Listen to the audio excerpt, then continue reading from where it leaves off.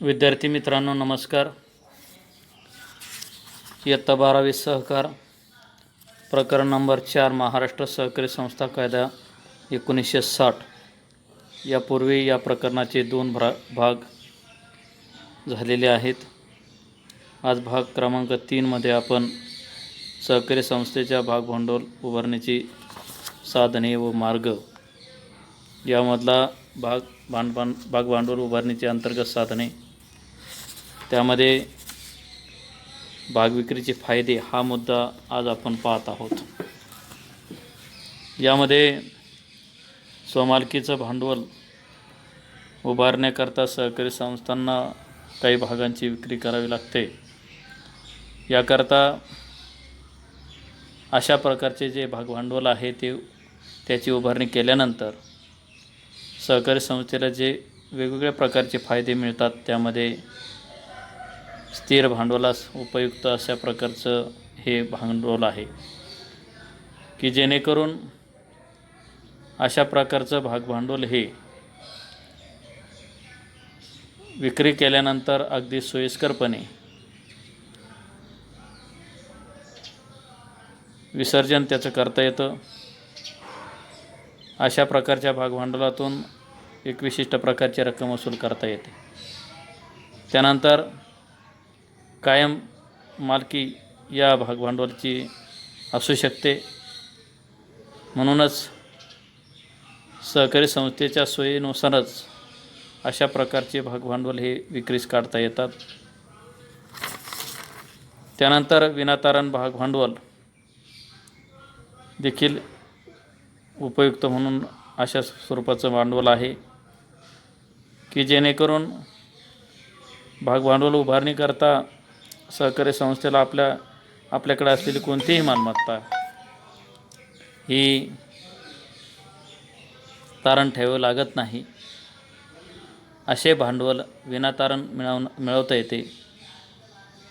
जर आपल्याला त्यापेक्षा अधिक भागभांडवल आवश्यक वाटलं तर अशा वेळेला सहकारी संस्थेची मालमत्ता तारणासाठी देखील ती उपलब्ध होऊ शकते. चौथा मुद्दा आहे तो म्हणजे दीर्घ मुदतीचं भांडवल. भागविक्रीद्वारे सर्वात जास्त दीर्घ मुदतीचं भांडवल हे आपल्याला उपलब्ध होतं. म्हणून याला दीर्घ काळासाठीचं किंवा दीर्घ मुदतीचं भागभांडवल म्हणून देखील ओळखलं जातं. त्यानंतर भागविक्रीचा फायदा नंबर 5 आहे तो म्हणजे व्यवस्थापनामध्ये सहभाग.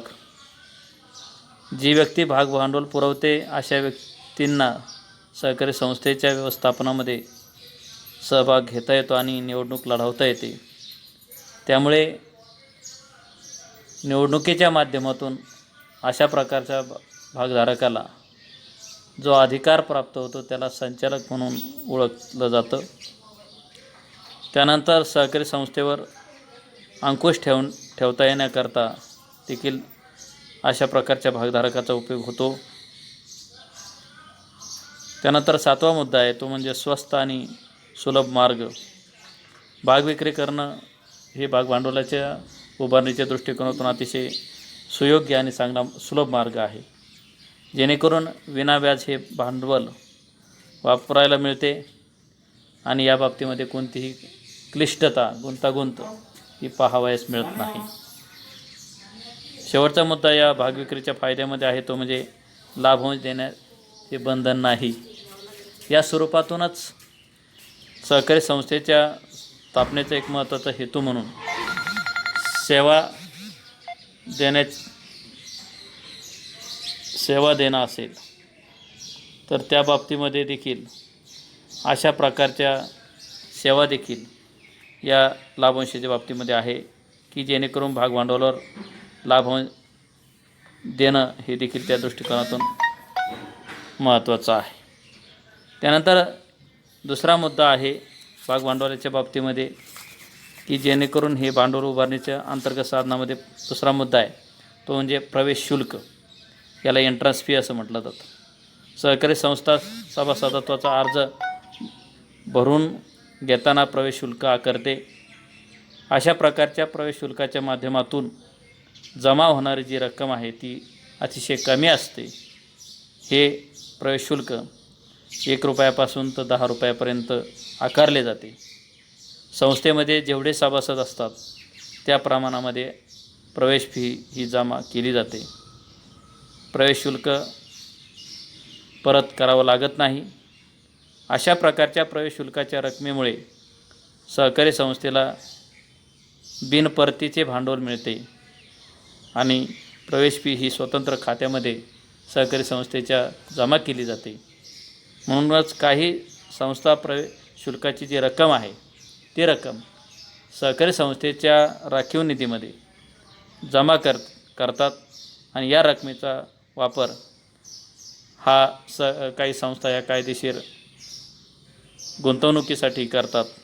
मग अशा स्वरूपाचे हे प्रवेश शुल्क हे देखील भांडवल उभारणीचा मार्ग म्हणून ओळखलं जातं. त्यानंतरचा मुद्दा आहे तो म्हणजे राखीव निधी. आता प्रत्येक सहकारी संस्थेला दरवर्षी नफा होत असतो आणि झालेल्या निव्वळ नफ्यापैकी जवळजवळ 25% इतकी रक्कम ही कायद्यानुसार राखीव निधी म्हणून वेगळी बाजूला काढावी लागते. त्याला राखीव निधी असं म्हटलं जातं.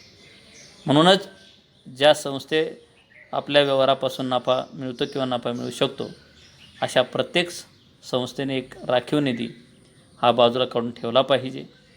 म्हणून कायद्यातील तरतुदीनुसार राखीव निधीविषयी कलम 66 त्याची तरतूद केलेली आहे. यामध्ये सहकारी संस्था आपल्या सोयीनुसार गरजेनुसार वेगवेगळ्या प्रकारचे निधी उभारत असतात आणि राखीव निधी गरजेच्या वेळी आणि भविष्यकाळासाठी वापरता येतो. म्हणूनच राखीव निधीच्या प्रमाणावर सहकारी संस्थेचे अस्तित्व आर्थिक स्थैर्य हे अवलंबून असते.